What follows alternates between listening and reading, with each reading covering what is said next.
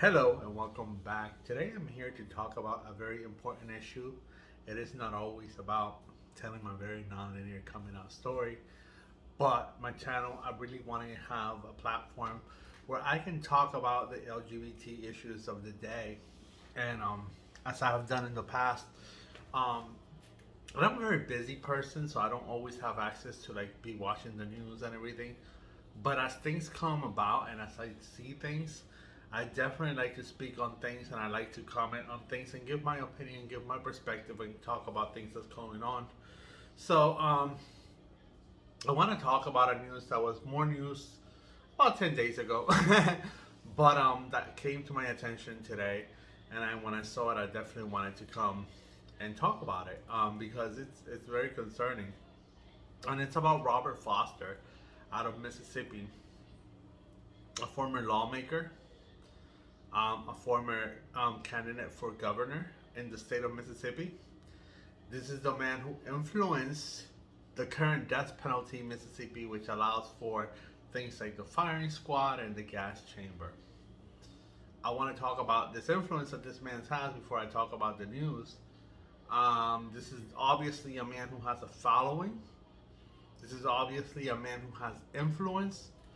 This is obviously a man who pulls strings. And this man said that supporters of trans rights for younger people should be lined up in a firing squad and killed. They should be sent to an early judgment. Those are his words, not mine. That is what he tweeted. This needs to be talked about. This needs to be admonished. This needs to be addressed.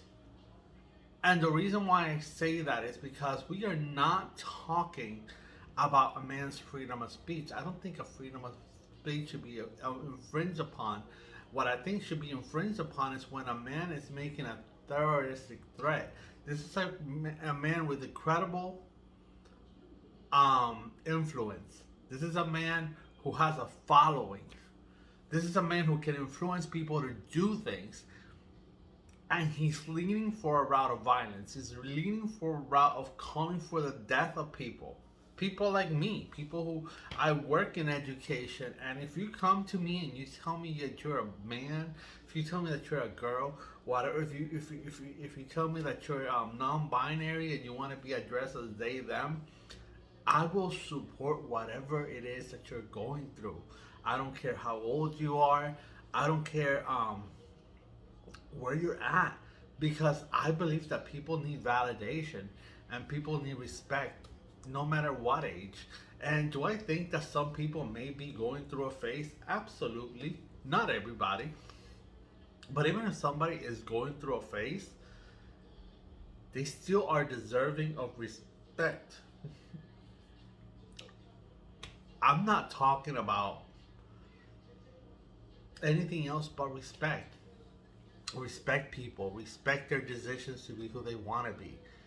And yet this man is 100% comfortable calling for people like me, people who are willing to stand up for children, people who are willing to stand up for anybody who just wants to live their truth and respect that.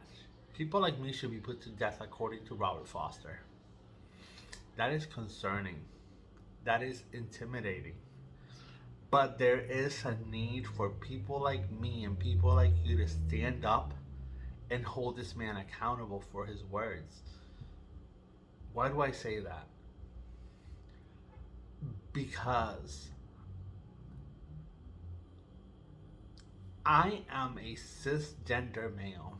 Yes, I'm a member of the LGBT community, but I was born a male. I was born with male parts. I'm 100% comfortable with my manhood, with the fact that I am a male, and I live my truth, as a bisexual man. But not everybody's like that. There are people who feel differently. There are people who feel like they're trapped in the wrong body. People struggling with gender dysphoria. And we see some of the things happening in this country. in Texas with Greg Abbott, giving children and youth instructions to investigate anybody being treated for gender dysphoria as a possible child abuse case. Things like the Do Not Say Gay bill in Florida. We have men and women in power who are legislating from a point of religion, and they are not legislating according to a constitution. They're not advocating for the freedom of everybody. They're advocating for the freedom of people who have the same perspective as they do. And that's not right. We are supposed to be one nation with liberty and justice for all. What did ever happen to that?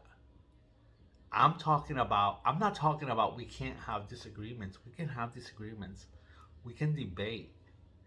What we can't do is advocate against the safety of other human beings because they don't see the world the way we do. There's no room for that. That is disgusting. Robert Foster is a disgusting man. Greg Abbott is a disgusting man. Governor DeSantis is a disgusting man. And we need to stand up, we need to show up, and we need to tell them. God bless you guys. I love you. Peace.